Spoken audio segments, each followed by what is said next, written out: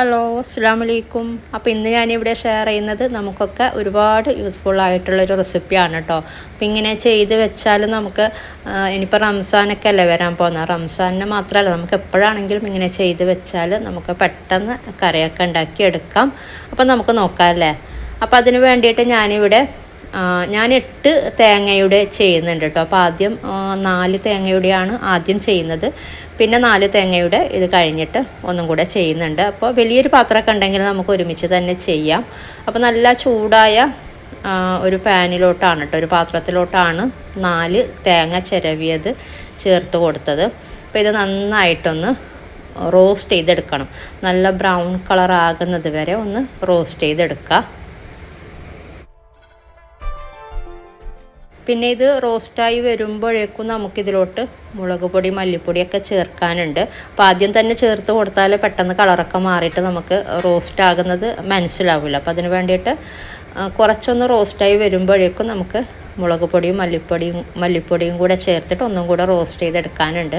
അപ്പോൾ ആ ഒരു മുളക് പൊടിയും മല്ലിപ്പൊടിയും ഈ ഒരു തേങ്ങയും കൂടെ ഒക്കെ റോസ്റ്റായി വരുമ്പോൾ വല്ലാത്ത സ്മെല്ലാണ്. അപ്പോൾ ഞങ്ങൾ മുമ്പൊക്കെ സാധാരണ പണ്ടേ ചെയ്യാറുള്ളത് മുളക് പൊടി മല്ലിപ്പൊടിയൊന്നും ചേർക്കൂല. ഇതുപോലെ തേങ്ങ നന്നായിട്ട് വറുത്തെടുത്തിട്ട് പിന്നെ ആ ഒരു ചൂടോടെ തന്നെയാണെന്ന് തോന്നുന്നു നമ്മുടെ ആട്ടുകല്ലിൽ ഇങ്ങനെ അരച്ചെടുക്കും. പണ്ട് ഞങ്ങളുടെ വീട്ടിലൊക്കെ ഉണ്ടായിരുന്ന ഒരു ആട്ടുകല്ലുണ്ട്, അതിൽ അരച്ചെടുക്കും. എന്നിട്ട് അതിൻ്റെ എണ്ണ ഒക്കെ ഇങ്ങനെ തെളിഞ്ഞ് വരും. അപ്പോൾ ആ ഒരു എണ്ണ കോരിയെടുക്കും. ബാക്കിയുള്ള ഗ്രേവി നമ്മൾ കറിയിലോട്ട് ചേർക്കും. കട്ടുക്കുട്ടും അങ്ങനെ പറയും ഞങ്ങളതിന്. അപ്പോൾ അങ്ങനെയൊക്കെ ചെയ്ത് വെക്കാറുണ്ട്. ഇങ്ങനെ കല്യാണ സമയത്തൊക്കെ ഇങ്ങനെ ഒരുപാട് തേങ്ങയുടെയൊക്കെ അങ്ങനെ ചെയ്ത് വെക്കാറുണ്ട്. അപ്പോൾ ഇതിപ്പോൾ അങ്ങനെയല്ല, നമ്മൾ അരക്കുന്നില്ല. ഈ തേങ്ങ റോസ്റ്റായി വരുമ്പോഴേക്കും മുളക് പൊടി മല്ലിപ്പൊടിയൊക്കെ ചേർത്തിട്ട് ഒന്നും കൂടെ നന്നായിട്ട് റോസ്റ്റ് ചെയ്തെടുത്തിട്ട് സ്റ്റോർ ചെയ്ത് വെച്ചാൽ പിന്നെ നമുക്ക് ആവശ്യാനുസരണം എടുത്തിട്ട് കുറച്ചൊന്ന് അരച്ചെടുത്താൽ മതി. അത്രയേ ഉള്ളൂ പണി. നമ്മളിപ്പോൾ എന്തെങ്കിലും കറിയൊക്കെ ഉണ്ടാക്കുമ്പോൾ ചിക്കൻ കറി ആണെങ്കിൽ നമ്മൾ അതിലോട്ട് വറുത്തരച്ചിട്ട് തേങ്ങ ചേർക്കാറുണ്ടല്ലോ. ഇപ്പം മുളക് കറി ആദ്യം ഉണ്ടാക്കും, ഞങ്ങളൊക്കെ അതിലോട്ട് വറുത്തരച്ച് തേങ്ങ ചേർക്കാറുണ്ട്. അപ്പോൾ അതിന് വേണ്ടിയിട്ട് ഈ ഒരു തേങ്ങ പെട്ടെന്ന് നമ്മളൊന്ന് എടുത്തിട്ട് കുറച്ചൊന്ന് മിക്സിയുടെ ആ ഒരു ബ്ലെൻഡറിൽ തന്നെ അരച്ചെടുത്താൽ മതി. പെട്ടെന്ന് നമുക്ക് കറിയൊക്കെ ഉണ്ടാക്കിയെടുക്കാം. അല്ലെങ്കിൽ തേങ്ങ ചിരകിയെടുക്കണം, പിന്നെ വറുത്തെടുക്കണം. അപ്പോൾ അങ്ങനെയുള്ള പണിയൊക്കെ ലാഭിക്കാം.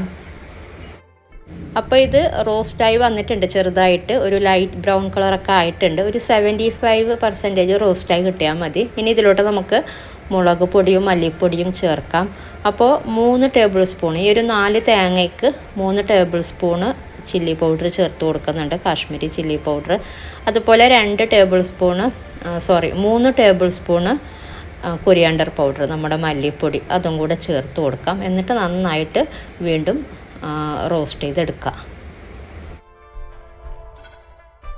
പിന്നെ അതുപോലെ ഇത് 1 മാസത്തിൽ കൂടുതൽ ഫ്രിഡ്ജിലൊക്കെ ആണെങ്കിൽ നമുക്ക് 1 മാസമൊന്നുമല്ല, നമുക്ക് എത്ര മാസം വരെ വേണമെങ്കിലും സ്റ്റോർ ചെയ്ത് വെക്കാം. നല്ലൊരു കണ്ടെയ്നറിലോ അതുപോലെ സിപ്പ് ലോക്ക് ബാഗിലോ ആക്കിയിട്ട്.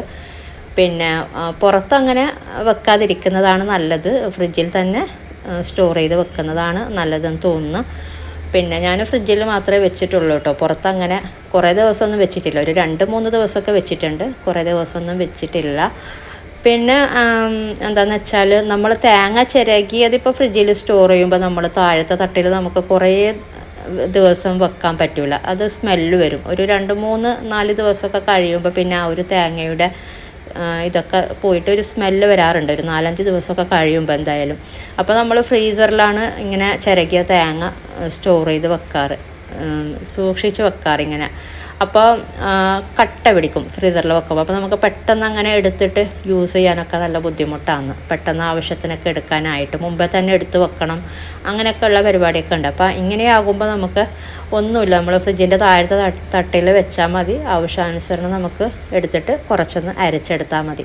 അതുപോലെ മീൻ കറി ഉണ്ടാക്കുന്നെങ്കിലും ഈ ഒരു തേങ്ങ യൂസ് ചെയ്യാം കേട്ടോ. നമ്മൾ വറുത്തരച്ചിട്ട് മീൻ കറിയൊക്കെ ഉണ്ടാക്കാറില്ല. അപ്പോൾ ആ ഒരു നല്ലൊരു ടേസ്റ്റ് ഉണ്ട് ഇങ്ങനെ ചെയ്യുമ്പോൾ. അതുപോലെ എന്ത് കറിക്ക് വേണമെങ്കിലും നമുക്കിത് യൂസ് ചെയ്യാം. മുട്ടക്കറി വേണമെങ്കിലും, അതുപോലെ നമ്മൾ എന്തെങ്കിലും മസാല ടൈപ്പിൽ കറി ഉണ്ടാക്കുന്നെങ്കിൽ അതിലോട്ട് നമുക്ക് വേണമെങ്കിലും അരച്ച് ചേർക്കാം. എന്തിനു വേണമെങ്കിലും ഇത് അരച്ച് ചേർക്കാം. അതുപോലെ സാമ്പാറിനാണെങ്കിലും നമുക്ക് കുറച്ചല്ലേ സാമ്പാറിനൊക്കെ വേണ്ടുള്ളൂ. അതിന് വേണമെങ്കിൽ നമുക്ക് അരച്ചെടുക്കാം, എന്തിന് വേണമെങ്കിലും അരച്ചെടുക്കാം കേട്ടോ. അതിനനുസരിച്ച് നമ്മൾ ഇതിലോട്ടുള്ള മുളകും ഇതൊക്കെ ആ ഒരു കറി ഉണ്ടാക്കുമ്പോൾ ചേർത്ത് കൊടുത്താൽ മതി. പച്ചമുളകാണെങ്കിൽ പച്ചമുളക് എങ്ങനെയെന്ന് വെച്ചാൽ.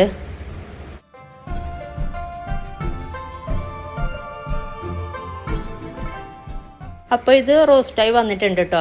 നല്ല ആ ഒരു മുളക് പൊടിയും മല്ലിപ്പൊടിയും ഒക്കെ ഇതിലോട്ട് മിക്സായിട്ട് നല്ലൊരു സ്മെല്ലാണ്. അപ്പോൾ നല്ലോണം റോസ്റ്റായിട്ടുണ്ട് അത്യാവശ്യം. അപ്പോൾ ഇത്രയും മതി. നമുക്കിനി ഫ്ലെയിം ഓഫ് ചെയ്തിട്ട് ഇത് ചൂടാറുമ്പോൾ നമുക്കൊരു നല്ലൊരു ഡ്രൈ ആയിട്ടുള്ള കണ്ടെയ്നറിൽ സൂക്ഷിച്ചാൽ മതി, സ്റ്റോർ ചെയ്താൽ മതി. അതുപോലെ സിപ്പ് ലോക്ക് ബാഗിലാണെങ്കിൽ നമുക്ക് സ്റ്റോർ ചെയ്യാം. എന്നിട്ട് പറഞ്ഞ പോലെ ഫ്രിഡ്ജിൽ താഴത്തെ തട്ടിൽ വെച്ചാൽ മതി. ഇനി ഇത് ഞാൻ ഇനിയൊരു പ്രാവശ്യം കൂടെ ഇതുപോലെ തന്നെ ചെയ്തെടുക്കുന്നുണ്ട്. മൊത്തം 8 തേങ്ങയുടെ, അപ്പോൾ ആദ്യം 4 തേങ്ങയുടെ ആയിരുന്നു. അപ്പോൾ നേരത്തെ ചെയ്ത പോലെ തന്നെ നമ്മൾ ഈ ഒരു പാത്രം നന്നായി ചൂടായ പാത്രം തന്നെയാണ് ഓൾറെഡി. അതിലോട്ട് വീണ്ടും 4 തേങ്ങ ഇട്ട് കൊടുത്തിട്ടുണ്ട്. അതേപോലെ തന്നെ കണ്ടിന്യൂ ചെയ്താൽ മതി കേട്ടോ. അപ്പോൾ ഇങ്ങനെ ട്രൈ ചെയ്യാത്തവരൊക്കെ ട്രൈ ചെയ്ത് നോക്കാം. അപ്പോൾ വളരെയധികം ഉപകാരമാവും റംസാനിലൊക്കെ. അപ്പോൾ വീഡിയോ ഇഷ്ടപ്പെട്ടാൽ ലൈക്ക് ചെയ്യുക, കമൻറ്റ് ചെയ്യുക. അതുപോലെ നിങ്ങൾ ആദ്യമായിട്ടാണ് വീഡിയോ കാണുന്നതെങ്കിൽ ഒന്ന് സബ്സ്ക്രൈബ് ചെയ്യുക. അപ്പോൾ ഇതുപോലെ നല്ലൊരു റെസിപ്പിയുമായിട്ട് മറ്റൊരു വീഡിയോയിൽ കാണാം. താങ്ക്